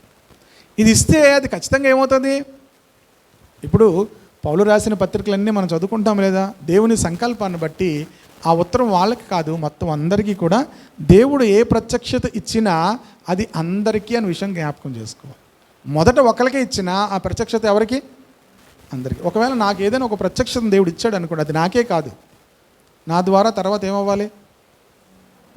అందరికీ వెళ్ళాలి. అలాగే మీకు ఏమైనా దేవుడు ప్రత్యక్షత ఇచ్చాడు అనుకోండి, ఆ ప్రత్యక్షత మీ వరకే కాదు. మనం ఏమి దేవునికి ఏంటి ఈ ప్రత్యక్షత నాదే, నేను ఎవరికి చెప్పనడానికి లేదు. ఆ ప్రత్యక్షత అందరికీ దేవుడు ఇవ్వాలి.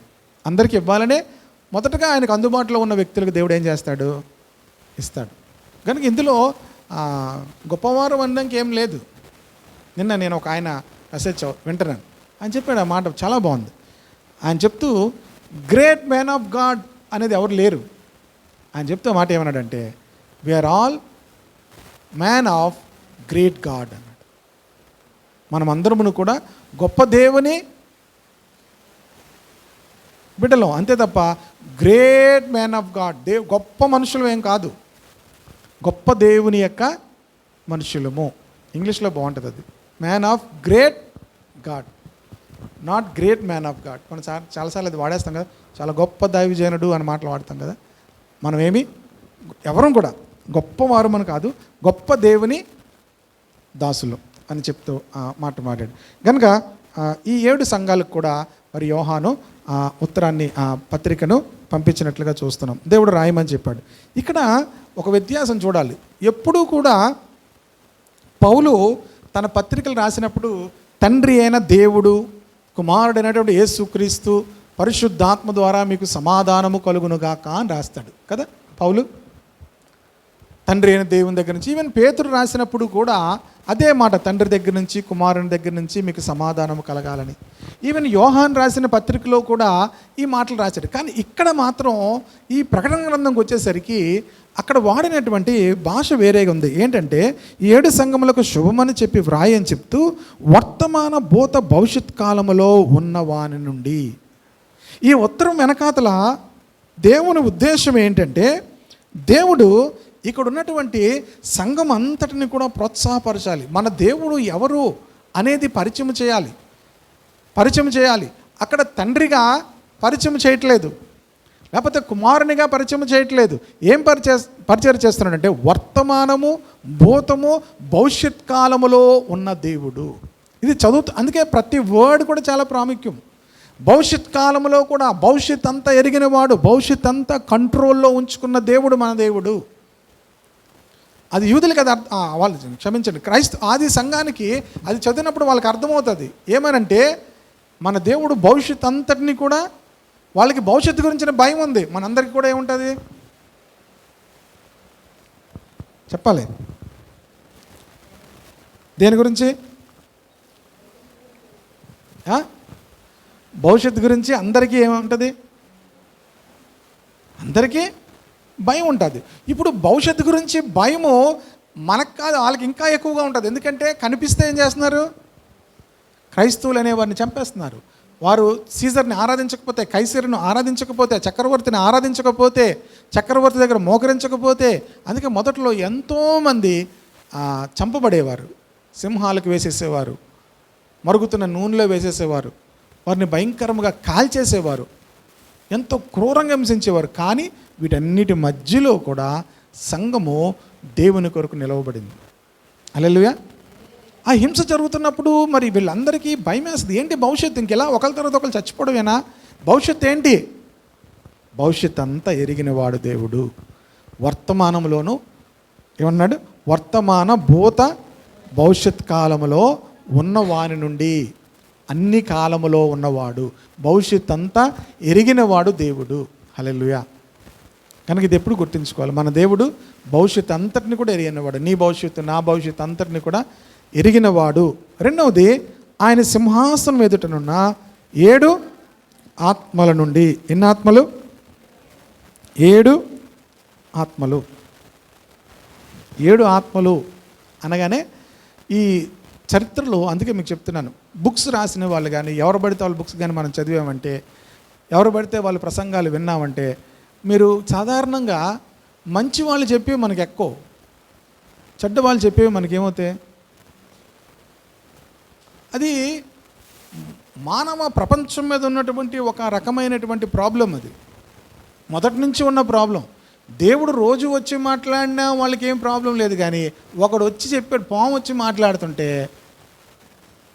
ఏమైంది వాళ్ళకి? పాము మాట నమ్మారు వాళ్ళు. ఎవరి మాట నమ్మారు? ఇప్పటికి కూడా అదే ప్రాబ్లం. మీ గురించి అందరూ నువ్వు మంచిగా చెప్పినా అలాగే అంటారు, కానీ నువ్వు ఎవరిని నమ్మకన్నారు అనుకోవునా? నమ్మద్దు. వాళ్ళు నమ్మద్దు అని ఎవరు చెప్పారు అనుకోండి మిమ్మల్ని, కరెక్టేనా? మరి ఏది నమ్ముతాం? ఏది నెగిటివో, సాతాన సంబంధమైనది ఏదో దాన్ని ఎక్కువ నమ్ముతాం. దేవుని సంబంధమైనవి మనం ఎక్కువగా నమ్మం. అందుకే జాగ్రత్తగా వినాలి. ఇప్పుడు 7 ఆత్మలు అనగానే కొంతమంది ఆ స్టార్టింగ్లోనే కొంతమంది దాని గురించి ఇప్పటికీ కూడా ఆ వ్యాఖ్యాతలు ఏం రాశారంటే, ఆ వ్యాఖ్యాతలు అది దేవుని దగ్గర ఉన్నటువంటి ప్రధాన దూతలు, వాళ్ళ పేర్లు ఏంటంటే ఉరియేలు, రఫాయేలు, రఘుయేలు, మికాయేలు, గాబ్రియేలు, సైక్వాయేలు, జెరిమియేలు, వీరినే దేవుని 7 ఆత్మలు అంటారని రాశారు చాలా బుక్స్లో. దేవుని దగ్గర ఉన్నటువంటి ప్రధాన దూతలైనటువంటి 7 దూతలు, మికాయేలు, గాబ్రియేలు, ఇవన్నీ ఉన్నారు కదా, ఈ ప్రధాన దూతలు అని. ఇది యాక్చువల్గా దేవుని దగ్గర ఉన్న ప్రధాన దూతలు కారు వాళ్ళు. దేవుని 7 ఆత్మలు అనగా ప్రియమైన వాళ్ళరా, యెషయా గ్రంథం 11వ అధ్యాయం మనం చదివితే మొదటి వచనంలో నుంచి, యెషయా గ్రంథము 11వ అధ్యాయము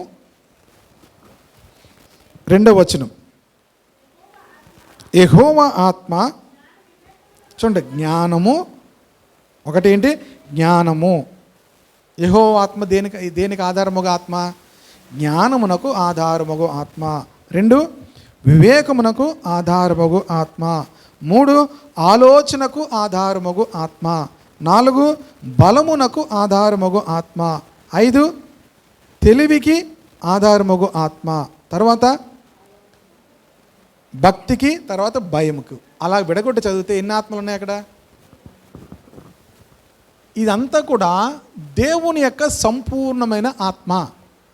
యెహోవా ఆత్మ దేనికి ఆధారముగా ఆత్మ అంటే, మొదట జ్ఞాన వివేకములకు ఆధారముగా ఆత్మ, తర్వాత ఆలోచన బలములకు ఆధారముగా ఆత్మ, తర్వాత తెలివిని, భక్తిని, భయమును పుట్టించే ఆత్మ. 7 లక్షణాలు ఉన్నాయి కదా ఇందులో.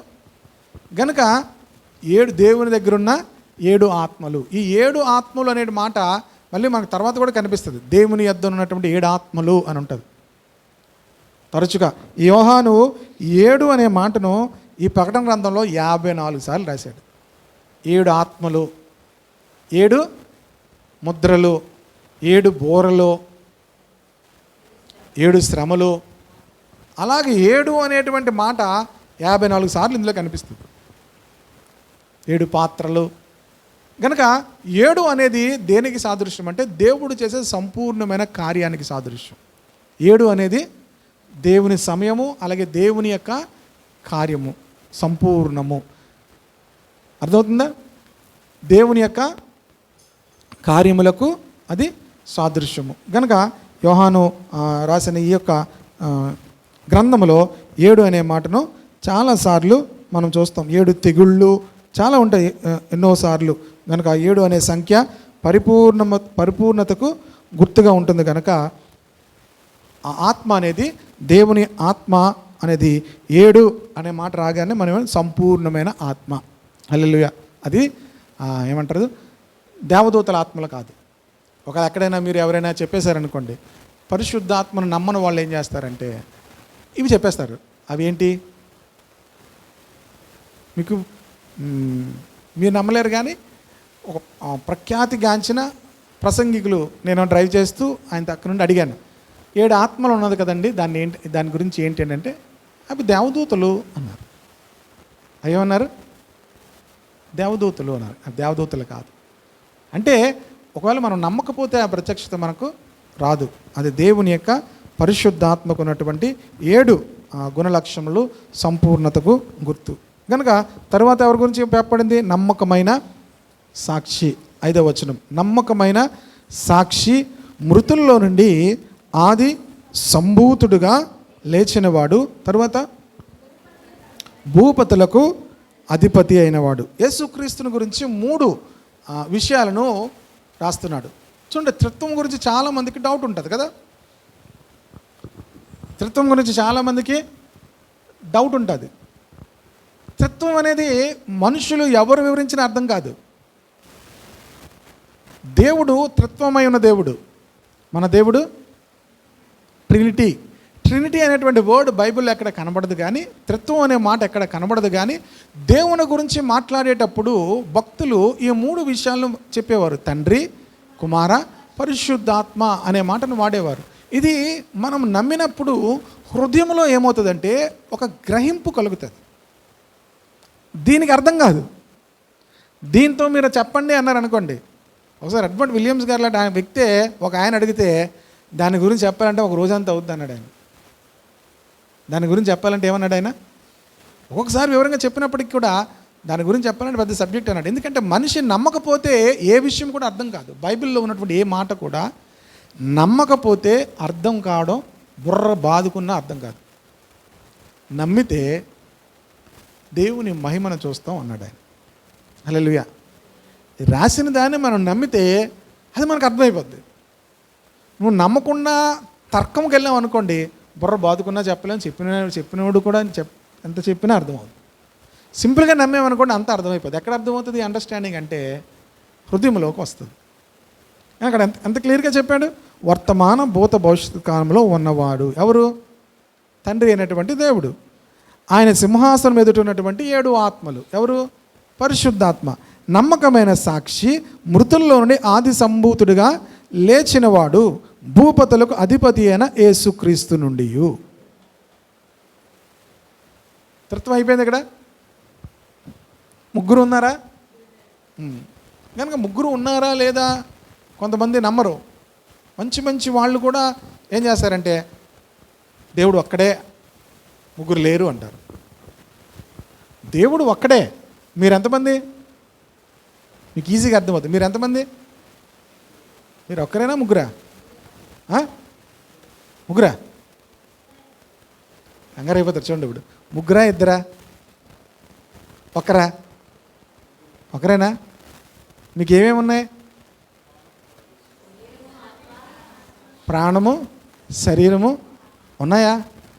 చూపించండి అంటే ఏం చూపిస్తారు మీరు? చూపించండి అంటే ఏం చూపిస్తారు? ఎవరూ చూపించలేరు.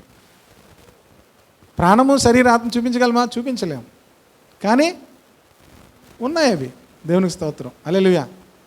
3 ఉన్నాయి లేవా? ప్రాణం పోయింది, శరీరం ఉంది, ఆత్మ వెళ్ళిపోయింది. 3 అయిందా? ప్రాణం ఉంది కనుకే మనం బతుకున్నాం. ఆత్మ ఉంది కనుకే, ఆత్మ మనలో ఉంది కనుకే మనం ఏం చేస్తున్నాం? కొన్నిసార్లు చూడండి, సింపుల్గానే అందరికీ అర్థమైపోద్ది. ప్రాణం పోతుంది అంటారు, లేకపోతే ఆత్మ వెళ్ళిపోతుంది అంటారు. ఇవన్నీ మనుషులకు అర్థమవుతున్నా దేవుని గురించి అర్థం చేసుకోవడం చాలా కష్టంగా ఉంటుంది. ఇది నేను ఎవరో చెప్తే అసలు నేనే ముగ్గురుని కదా, దేవుడు ముగ్గురు అనడానికి పెద్ద విషయం ఏముంది? దేవుడు కూడా తన పోలికలో మనల్ని సృష్టించాడు. హల్లెలూయా. ఆత్మ, ప్రాణము, శరీరము. కనుక దేవుడు కూడా త్రిత్వమై ఉన్నాడు. కనుక ఈ 3 విషయాలు. ఒకటి, యేసుక్రీస్తు నమ్మకమైన సాక్షి. భూమి మీదకి వచ్చినటువంటి అందరికన్నా మోషే ఆయన పరిచారకుడై ఉండి అతడు నమ్మకస్తుడుగా ఉన్నాడు. హెబ్రీ గ్రంథకర్త ఈ మాటలు రాస్తాడు. మోషే పరిచారకుడై ఉండి దేవుని ఇల్లంతట్లో నమ్మకస్తుడుగా ఉన్నాడు. కానీ యేసుక్రీస్తు కుమారుడై ఉండి దేవుని ఇల్లంతట్లో నమ్మకస్తుడై ఉన్నాడు. మోషే అద్భుతమైనటువంటి సాక్ష్యము కలిగినటువంటి వ్యక్తి. భూమి మీద ఉన్న వారు అందరిలో కూడా దేవునికి ఇష్టమైనటువంటి వ్యక్తి మోషే. ఎందుకంటే దేవుడే చెప్పాడు, భూమి మీద ఉన్న వారు అందరిలో కూడా మోషే మిక్కిలి సాత్వికుడు. కనుక అతని గురించి హెబ్రీ పత్రిక 3వ అధ్యాయంలో పౌలు భక్తుడు ఇలా రాశాడు. ఏమని? భూమి మీద ఉన్న వారు అందరిలో కూడా క్షమించండి, మోషే ఏమైనాడు? పరిచారకుడై ఉండి దేవుని ఇల్లంతట్లో నమ్మకస్తుడు. కానీ యేసుక్రీస్తు దేవుని యొక్క కుమారుడై ఉండి ఆయన ఇంటంతటికి కూడా నమ్మకమైన వాడుగా ఉన్నాడు. అంటే నమ్మకమైన సాక్షి అన్నమాట. సో దేవుడు దేని కొరకైతే పంపించాడో ఆ పని అంతట్లో కూడా నమ్మకస్తుడుగా ఉన్న వ్యక్తి ఎవరు? యేసుక్రీస్తు. నమ్మకమైన సాక్షి. తర్వాత మృతుల్లో నుండి ఆది సంభూతుడిగా లేచినవాడు. ఆది సంభూతుడు అంటే మరణించిన వారందరిలో తిరిగి లేచినవాడు. ఫస్ట్ బార్న్ అని ఉంటుంది. ఫస్ట్ బార్న్ అంటే అర్థం ఏంటంటే, మనం ఫస్ట్ బార్న్ ఎవరు ముందు సృష్టించబడిన వాళ్ళు? ఆదాము. ఆది సంభూతుడు అంటే ఎవరంటే యేసుక్రీస్తు. ఇది కొలస్సీ పత్రికలో ఉంటుంది. ఆది సంభూతుడు అనే మాట కొలస్సీ పత్రికలో వాడుతాడు. మృతుల్లో నుండి లేవడం ద్వారా ఆయన ఆది సంభూతుడయ్యాడు అని ఉంటారు. ఆది సంభూతుడు. ఆది సంభూతుడు అంటే అర్థం ఏంటంటే మరణించిన వారందరిలో కూడా మధ్యలో ఒకరు లేచారు. ఎవరు? లాజరు లేచాడు. పాత నిబంధనలో కూడా చనిపోయి మరలా ఏం చేశారు? ఎవరు లేచారు? సునేమిరాల కొడుకు లేచాడు. తర్వాత సారేపతు విధవరాల కుమారుడు లేచాడు. ఎలీషా ఎముకలకు తగిలి కొంతమంది లేచారు. ఇక అలా అలా అక్కడక్కడ మరణించిన వారు లేచి ఉండొచ్చు. మనకు తెలియకుండా ఎంతోమంది లేచి ఉండొచ్చు. తర్వాత మళ్ళీ వాళ్ళు ఏమయ్యారు? యేసుక్రీస్తు తిరిగి లేచాడు, కానీ ఇక మళ్ళీ చనిపోడు. అది వ్యత్యాసం. తిరిగి లేచిన వాళ్ళందరూ ఆది సంభూతులు కాదు. ఆది సంభూతుడు అంటే ఇక పూర్తిగా మహిమ శరీరముతో ఉన్నవాడు ఆయన. మహిమ. ఇప్పుడు మనం పునరుత్థానం అయినప్పుడు ఏం జరుగుతుందంటే మనకి శరీరాలు ఉంటాయి, కానీ ఏ శరీరం ఉంటుంది? మహిమ శరీరాలు ఉంటాయి. అది మీరు 1 కొరింథీ పత్రిక 15వ అధ్యాయం చదివితే మనందరికీ ఏ శరీరం, అందుకే కొంతమంది చచ్చిపోయాక ఏమవుతామంటే ఆత్మలే ఉంటాయి, ఇలా గాలిలో ఎగురుతామేమో అనుకుంటారు. ఆత్మ అంటే మీరు ఏమనుకుంటారు? ఈ గాలిలో ఎగరడమే ఆత్మ అంటే ఏమి ఉండదు, తినడం ఉండదు, పడుకోవడం ఉండదు, ఇంక ఎగరడమే అనుకుంటారేమో. మనకు ఒక శరీరం ఉంటుంది. ఏమవుతుంది? శరీరం ఉంటుంది. ఆ శరీరం ఎలా ఉంటుందో పౌలు చెప్తాడు. ఏమనంటే నువ్వు గోధుమ గింజ విచ్చిన తర్వాత చెట్టు రావడం నీకు ఎలా తెలుసు? నీకు తెలిసేటి గోధుమ గింజ విత్తిన తర్వాత శరీరం వచ్చింది. ఏ శరీరం వచ్చింది? పచ్చని మొక్క వచ్చింది, శరీరం అది. అలాగే మన శరీరము కూడా భూమిలో గోధుమ గింజగాలే విత్తబడిన తరువాత దేవుడు మహిమ శరీరాన్ని ఇస్తాడు. హల్లెలూయా. ఏ శరీరం ఇస్తాడు? మహిమ శరీరాన్ని ఇస్తాడు. ఆ శరీరము మనం అందరం పొందబోతున్నాం. యేసు ప్రభు కూడా మొట్టమొదటిగా మహిమ శరీరము ఆయన పునరుత్థానుడైన తరువాత మహిమ శరీరంతోనే చర్చలోకి ఆయన విశ్వాసుల దగ్గరికి వచ్చాడు. ఇంతకుముందు చెప్పాను మీకు. వాళ్ళందరూ తలుపులు వేసుకొని ఉన్నారు. ఆయన ఏం చేశాడు? తలుపులు వేసుకున్నా వచ్చాడు. ఆయన తలుపులు వేసుకున్నా వాళ్ళు అందుకే ఏమన్నారు? పోతాం పోతాం అన్నారు. ఎందుకు? తలుపులు వేసుకుని ఎవరైనా వస్తే మీరు ఏం చేస్తారు? మీరు తలుపులు వేసి ఉన్నా లోనికి ఎవరైనా వస్తే మీరు ఏమనుకుంటారు? భూతం అనుకుంటారు లేదా? అందుకే వాళ్ళు భూతం భూతం అన్నారు. ఆయన నేను మీరు అనుకున్నట్టు భూతం కాదు, నా చేతులు పట్టుకోండి, నా పక్కలో చేయి పెట్టండి అన్నాడు. అంటే అర్థం ఏంటి? మహిమ శరీరం. చేతులు తాకితే తగులుతూనే లేవా? ఆయన అన్నాడు కదా, నా చేతులు మీరు తాకి చూడండి, కావాలంటే నా పక్కలో చేయి పెట్టి చూడండి అన్నాడు. సో గ్లోరియస్, అది మహిమ శరీరం దేవుడు మనకిస్తాడనమాట. కనుక ఆది సంభూతుడు. దీనికి నిరీక్షణ ఏంటంటే, మొదటి నిరీక్షణ యేసు ప్రభు మన అందరికీ కూడా మహిమ శరీరం ఇవ్వబోతున్నాడు. ఆయనకి కూడా పునరుత్థానుడైన తర్వాత ఆది సంభూతుడుగా ఆయన ఉన్నాడు. హల్లెలూయా. ఆది సంభూతుడు. తర్వాత భూపతులకు అధిపతి అయిన యేసుక్రీస్తు. ఇది వాళ్ళకు మంచి బూస్టింగ్ అనమాట. ఇప్పుడున్నటువంటి ఆ డొమేషియన్ చక్రవర్తి అధిపతి కాదు, భూపతులందరికీ అధిపతి ఎవరు? యేసుక్రీస్తు. యేసుక్రీస్తు. ఒకవేళ డొమేషియన్ చక్రవర్తి కాదు సంఘాన్ని హింసించేది, ఎవరు హింసిస్తున్నారు? అపవాది ఏం చేస్తున్నాడంటే, మరి యేసుక్రీస్తుని చంపించేశాను, అయిపోయిన తలకాయ నొప్పి అనుకున్నాను, ఇప్పుడేంటి ఇంతమంది క్రీస్తులు లేచిపోయారు అని ఏం చేశాడు? క్రైస్తవులందరినీ చంపించడం ప్రారంభించాడు. యేసుక్రీస్తుని చంపించేస్తే తలకాయ నొప్పి పోయింది అనుకున్నాను, కానీ ఇప్పుడు తలకాయ నొప్పి ఇంకా ఎక్కువైపోయింది కనుక ఈ డొమేషియన్ చక్రవర్తిని ఏం చేశాడు? వాడుకుంటున్నాడు. నీరో చక్రవర్తిని వాడుకున్నాడు. సాతానుడు ఏం చేస్తాడంటే మనుషుల్ని ఏం చేస్తాడు? వాడుకుంటాడు. కనుక ఇక్కడ దేవుడు అక్కడ యోహాను రాస్తున్నాడు, భూపతులకు అధిపతి. యేసుక్రీస్తు ఏమైనాడు? భూపతులకు అధిపతి అయినాడు. Praise the lord. హల్లెలూయా. ఇది మనం జ్ఞాపకం చేసుకోవాలి. ఇవన్నీ కూడా మనం చదువుతుంటే మనకు ఎంత బూస్టింగ్ ఉంటుందో. మనం దేవుని ఆరాధించేటువంటి ఆరాధన విధానం మారిపోద్ది. మన దేవుని గురించి మనకు ఉండేటువంటి ప్రత్యక్షత మారుతుంది. మనము ఇతరుల గురించి ప్రార్థన చేసేటప్పుడు మనం చేసే ప్రార్థన మారుతుంది. మన దేవుడు భూపతులకు ఏమైనాడు? అధిపతి అయి ఉన్నాడు. తర్వాత జస్ట్ ఈ మాటలు చెప్పేసి నేను ముగించేస్తాను. మనలను ప్రేమించుచు తన రక్తం వలన మన పాపముల నుండి మనల్ని ఏం చేశాడు? విడిపించాడు. మనల్ని ప్రేమిస్తున్నాడు. ఈయన మనల్ని ఏం చేస్తున్నాడు? ఆయన నమ్మకమైన సాక్షి, ఆది సంభూతుడు, భూపతులకు అధిపతి అయ్యుండి ఈయన మనల్ని ఏం చేస్తున్నాడు? ప్రేమిస్తున్నాడు. హల్లెలూయా. ఆ ప్రేమ మనం తెలుసుకుంటే ఆ ప్రేమే మనల్ని అన్నిటినీ కూడా జయించడానికి సహాయం చేస్తుంది. దేవుని ప్రేమ మనం తెలుసుకుంటే, దేవుని ప్రేమను మనం అర్థం చేసుకుంటే మనము కూడా అన్నీ జయించగలుగుతాం. హల్లెలూయా. మనల్ని ప్రేమించిన వాని ద్వారా చూడండి, మనల్ని ప్రేమించు తన రక్తం వలన మన పాపముల నుండి మనకు విమోచన అని ఉంటుంది. యాక్చువల్గా విడిపించిన వానికి లేకపోతే కడిగిన వానికి మహిమయు ప్రభావములు యుగయుగములకు కలుగునుగాక. దేవుడు మనల్ని ప్రేమించి మనలందరినీ కూడా తన రక్తం ద్వారా ఏం చేశాడు? మనందరికీ విమోచన ఇచ్చాడు, పరిశుద్ధనిచ్చాడు, విడిపించాడు అని చెప్తూ ఆయన మనలను తండ్రి యొగు దేవునికి ఒక రాజ్యముగాను యాజకులుగాను చేశాడు. ఇది చాలా ప్రాముఖ్యమైనది. మనము దేవునికి ఒక రాజ్యము, సంఘము దేవునికి ఒక రాజ్యము. సంఘం ఏంటి? ఈ భూమి మీద ఉన్నటువంటి రాజ్యములు కాదు. దేవుని రాజ్యం ఏంటి? సంఘం. ఆయన మనల్ని ప్రేమించి మనలను విడిపించి మనకేం చేశాడు? ఆయన మనలను దేవునికి ఒక రాజ్యముగా చేశాడు. ఇంతకుముందు లాంగ్ బ్యాక్ ఈ వాక్యాన్ని నేను చెప్పాను. దేవునికి మనల్ని దేవుడు ఏం చేశాడు? ఇదే మాట ఎవరికి చెప్పాడు?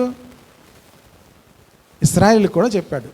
మీరు నాకు ఇష్టలుగా నా ఆజ్ఞలు మీరు గైకుంటే మీరు భూమి మీద నాకు ఒక రాజ్యముగాను యాజకులుగాను మీరు ఉంటారు. బహుశా ఇది నిర్గమాకాండం 19వ అధ్యాయంలో అనుకుంటారు ఉంటారు. ఎవరు తీయద్దు, మీరు ఇంటికి వెళ్ళిన తర్వాత చూడండి. కనుక దేవునికి మనం ఒక రాజ్యముగా ఉన్నాము. దేవుని రాజ్యం మనం. హల్లెలూయా. మనకి ఇది అర్థమవుతే దేవుని రాజ్యంలో ఉన్న వారికి దేవుడు ఏమీ తక్కువ చేయడు. ఎవరి కింగ్డమ్లో ఉన్నాం?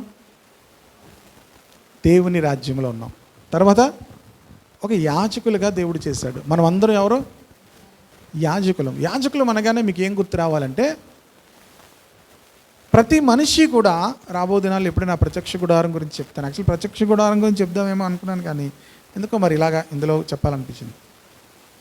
ప్రత్యక్ష గుడారంలోనికి దేవుడు మోషే నిర్మించినటువంటి ఆ ప్రత్యక్ష గుడారంలోనికి ఎవరు కూడా అతి పరిశుద్ధ స్థలంలోనికి వెళ్ళడానికి అవకాశము లేదు. ఈవెన్ పరిశుద్ధ స్థలంలోనికి వెళ్ళడానికి కూడా లేదు. దేవుని దగ్గరికి రావడానికి చాలా రిస్ట్రిక్షన్స్ ఉన్నాయి. ఎవరు రాకూడదు. ఎవరైనా అలా వస్తే, మొండిగా వస్తే ఏం చేస్తారు? బలవంతంగా వస్తే చనిపోతారు, చంపేస్తారు, లేకపోతే చనిపోతారు. ప్రియమైన దేవుని బిడ్డలారా, చాలా జాగ్రత్తగా ఉండాలి. అయితే దేవుడు మనల్ని ఏం చేశాడంటే కొత్త నిబంధనలో మనకు యాజకులుగా దేవుడు చేశాడు. హల్లెలూయా. దేవుని దగ్గరికి ఎప్పుడైనా వచ్చే అవకాశాన్ని ఇచ్చాడు. యేసుక్రీస్తు మరణించినప్పుడు ఏం జరిగిందంటే తెర, దేవాలయంకు కట్టబడినటువంటి తెర ఏమైందట? చిరిగిపోయిందట. అంటే దేవుడు ఏం చేశాడంటే క్రీస్తును అంగీకరించిన వారందరికీ కూడా ఎప్పుడైనా దేవుని యొద్దకు రావడానికి ధైర్యం ఇచ్చాడు. ఇవన్నీ కూడా హెబ్రీ పత్రికలో ఉంటాయి. హెబ్రీ పత్రిక ఏ గ్రంథం అంటే ప్రధాన యాజకత్వం గురించి చెప్పబడినటువంటి గ్రంథం అది. కనుక ఆ యొక్క దేవుని సన్నిధికి ధైర్యంగా రావచ్చు. దేనిని బట్టి అంటే యేసుక్రీస్తుని బట్టి. నేను మొన్న చదువుకుంటున్నాను, యూదా పత్రికలో చివరి మాటలో ఉంటుంది చూడండి, ఒక మాట పక్కన ఉంటుంది. యోహాను పత్రిక పక్కన యూదా పత్రిక ఉంటుంది, ఎడం చేతి పక్క. చివరి మాట చూడండి, 24-25. తొట్టిల్లకుండా మిమ్మల్ని కాపాడుటకును నిలవబెట్టుటకును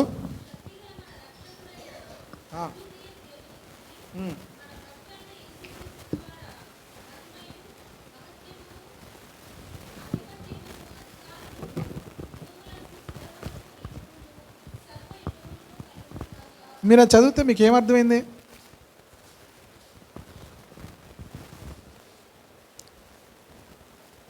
అది చదివితే మీకు ఏమర్థమైంది? లాస్ట్ మాట. యాక్చువల్గా బైబిల్ స్టడీ కనుక నేను కొంచెం స్పీడ్ చెప్తాను. ఇది ప్రకటన గ్రంథం ఇంట్రడక్షన్ అవన్నీ చెప్పాను కనుక మీరు మధ్యలో ఏమైనా అడిగితే అడగచ్చు. అది చదివితే మీకు ఏమర్థమైంది?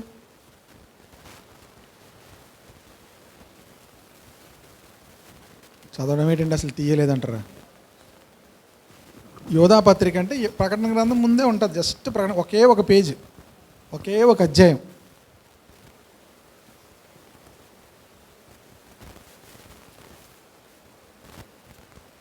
అందులో ఏమర్థమైంది మీకు? తొట్టిల్లకుండా మిమ్మల్ని కాపాడుటకు, తన మహిమ ఎదుట ఆనందంతో మిమ్మల్ని నిర్దోషులుగా నిలవబెట్టుటకును శక్తిగల మన రక్షకుడైన అద్వితీయ దేవునికి మన ప్రభు అయిన యేసుక్రీస్తు ద్వారా మహిమయు మహాత్యమును ఆధిపత్యము అధికారము యుగములకు పూర్వమును ఇప్పుడును సర్వయుగములకు కలుగునుగాక. ఈ భక్తుడు యోధ ఎవరంటే యాకోబు యొక్క సహోదరుడు. ఈయన రాస్తూ దేవునికి మనం ఏమైనా ఇవ్వాలి అన్నా, ఏ మహిమ ఇవ్వాలన్నా, ఏ ఘనత ఇవ్వాలన్నా, ఏమి ప్రార్థించాలన్నా కూడా యేసుక్రీస్తు ద్వారానే ఇవ్వాలి. ఎవరి ద్వారా ఇవ్వాలి? యాజకుడిగా ఉండడానికి మనకున్న ధైర్యం ఏంటంటే యేసుక్రీస్తు యొక్క నామం. దేనిని బట్టి మనకు యాజకత్వం దొరికిందంటే యేసుక్రీస్తుని బట్టి. దేవుని దగ్గరికి వెళ్ళడానికి మన ఎవరికి హక్కు లేదు. దేవుని దగ్గరికి మనం వెళ్ళడానికి ఎవరికి కూడా ఏం లేదు, హక్కు లేదు. ఇది దేనిని బట్టి మనకు హక్కు దొరికిందంటే యేసుక్రీస్తు ద్వారా. హల్లెలూయా. దేనిని బట్టి? యేసుక్రీస్తు ద్వారా. అందుకే చెప్తాను, వాక్యము మనకి అది ఓపెన్ అవుతే చాలా అర్థమవుతుంది. ఓపెన్ అవ్వకపోతే అలా చదువుతాం, అలా మూసేస్తాం, అలాగైపోతుంది. యేసుక్రీస్తు ద్వారా దేవునికి మహిమ, ఘనత, స్తోత్రం నువ్వు ఎన్ని చేస్తున్నా నిన్ను ఎవడు యాక్సెప్ట్ చేయడు. యేసుక్రీస్తుని బట్టి నన్ను యాక్సెప్ట్ చేస్తారు. అర్థమైందా? నువ్వెన్ని చేస్తున్నా నిన్ను ఎవరు యాక్సెప్ట్ చేయరు. ఎవరిని బట్టి యాక్సెప్ట్ చేస్తారు? అది అర్థం అవ్వాలి. అది అర్థమవుతే మన జీవితంలో చాలా తలకాయ నొప్పులన్నీ మనకు పోతాయి. నన్ను నో యాక్సెప్ట్, మనల్ని యాక్సెప్ట్ చేయరు. ఎవరిని బట్టి మనల్ని యాక్సెప్ట్ చేస్తారు? యేసుక్రీస్తుని బట్టి దేవుడు మనల్ని యాక్సెప్ట్ చేస్తాడు. హల్లెలూయా, హల్లెలూయా. చూడండి, చాలా చోట్ల మన నేమ్ని బట్టి మనల్ని యాక్సెప్ట్ చేయకపోవచ్చు. మనం ఎవరో రెఫరెన్స్ చెప్తాం, మీరు ఎవరి తాలూకా అండి అంటే పలానా ఎమ్మెల్యే గారి తాలూకా అనగానే రండి అంటారు. డైరెక్ట్గా మనల్ని ఏం చేయరు, లోనకి రానవరు. ఇప్పుడు మనం దేవుని దగ్గరికి వెళ్ళేటప్పుడు జ్ఞాపకం ఉంచుకోవాలి. నువ్వు ప్రార్థన చేసేటప్పుడు, ఇతరుల గురించి ప్రార్థన చేసేటప్పుడు, విజ్ఞాపనం చేసేటప్పుడు, ఇతరుల గురించి ఏదైనా అడిగేటప్పుడు, నీ గురించి అడిగేటప్పుడు నిన్ను బట్టి కాదు, యేసుక్రీస్తును బట్టి. హల్లెలూయా. అందుకే అంటున్నాడు, యేసుక్రీస్తు మనల్ని ఏం చేశాడంటే యాజకులుగా చేశాడు. మనం యాజకులుగా అయ్యి ఏం చేయాలంటే ప్రతి ఒక్కరికి గురించి కూడా మనం వేడుకోవాలి. అది మన పని. క్రైస్తవులంగా మనకి ఇవ్వబడిన పని ఏంటంటే మనము దేవుని రాజ్యము, అలాగే మనము దేవునికి యాజకులు. అంటే ఏం చేయాలి? ప్రతి ఒక్కరి గురించి ఏం చేయాలి? ప్రార్థన చేయాలి. ప్రతి ఒక్కరిని ఎక్కడ తీసుకెళ్ళాలి? యాజకుడు ఏం చేస్తాడంటే వారిచ్చిన అర్పణలన్నీ తీసుకెళ్ళి ఎక్కడ తీసుకెళ్తాడు? దేవుని సన్నిధిలోకి తీసుకొని వెళ్తాడు. అంటే ప్రతి ఒక్కరిని ఎక్కడ తీసుకెళ్ళాలి? మనం దేవుని దగ్గర, దేవుణ్ణి కలిసేటట్టుగా చేయాలి. దేవుని ఆశీర్వాదం వారికి వచ్చేటట్టుగా చేయాలి. దేవుడు మనలను అంటే ప్రకటన గ్రంథంలో లోతైన విషయాలకు వెళ్ళక మునుపు అంటే ప్రతి వచనం కూడా మనం ధ్యానం చేసుకుంటాం కనుక చెప్పాను. కనుక అర్థమయ్యా? ఏమైనా అంటే కొత్తగా అనిపించిందా? అంతా ఇవన్నీ మాకు తెలిసి అనుకున్నారా? నేను ఈ యొక్క గ్రంథం చదువుతున్నప్పుడు, ఈ వాక్యాన్ని కామెంటరీస్ చదువుతున్నప్పుడు చాలా నేను బ్లెస్ అయ్యాను. ఎందుకంటే ఎక్కువగా దేవుని వాక్యం ఎంతగా తెలుసుకుంటామో మన ప్రేయర్ కూడా ఎఫెక్టివ్గా ఉంటుంది. మన లైఫ్ కూడా ఎలాగుంటుంది? ఎఫెక్టివ్గా ఉంటుంది. హల్లెలూయా. కనుక మనల్ని దేవుడు ఏం చేశాడు? యాజకులుగా చేశాడు. రాబోయే దినాల్లో మిగిలిన విషయాలు చెప్తాను. కనుక ఈ మాటలు దేవుడు మన యొక్క వ్యక్తిగత జీవితాల్లో అందరిలో కూడా ఆశీర్వదించును గాక. హల్లెలూయా. చిన్న ప్రార్థన చేసుకొని ముగించుకుందాం. పరిశుద్ధుడైన దేవా, నీకు వందనాలు చెల్లిస్తున్నాం తండ్రి. దేవా, ఈ రాత్రి ప్రభా ప్రకటన గ్రంథము నాయన ప్రత్యక్షత గ్రంథముగా దేవా తండ్రి యేసుక్రీస్తుకు మీరు బయలుపరిచి, యేసుక్రీస్తు ద్వారా నాయన దూతను పంపించి యోహానుకు బయలుపరిచిన విషయాలను దేవా మేము కూడా ధ్యానము చేయడానికి ఇచ్చిన అవకాశం కొరకు వందనాలు. ఈ మాటలు నాయన తండ్రి నాయన మేము వ్యక్తిగతముగా నేర్చుకొని ప్రభా మా యొక్క జీవితాలు, మా యొక్క నాయన తండ్రి భవిష్యత్ అంతా కూడా నాయన తండ్రి యేసుక్రీస్తు దేని కొరకు మమ్మల్ని రక్షించాడో ప్రభా, దేవునికి ఒక రాజ్యముగాను, దేవునికి ఒక యాజకులుగాను మేము చేయబడ్డామనే విషయాన్ని ప్రభా తండ్రి గ్రహించి నాయన తండ్రి నాయన ఈ సత్యంలో నడుచుటకు కృప మాకు దయచేయండి. మరొకసారి మేమందరము నీ దాసులమని ఒప్పుకుంటున్నాం ప్రభా. దేవా నీకు వందనాలు తండ్రి, నీ మమ్మల్ని నాయనా తండ్రి రక్షించావు గనక మమ్మల్ని మేము నీకు అప్పగించుకుంటున్నాము. వచ్చిన బిడ్డలందరినీ కూడా నీకు అప్పగిస్తున్నాను ప్రభా. ఈ మాటలు అందరిలో కూడా ఫలింప చేయమని యేసు నామమును బట్టి ప్రార్థిస్తున్నాను తండ్రి. ఆమేన్. యేసు రక్తమే జయము, సిలువ రక్తమే జయము. ప్రభు యేసు నామానికి సంపూర్ణమైన విజయము కలుగును గాక. Amen. God bless you. Praise the lord.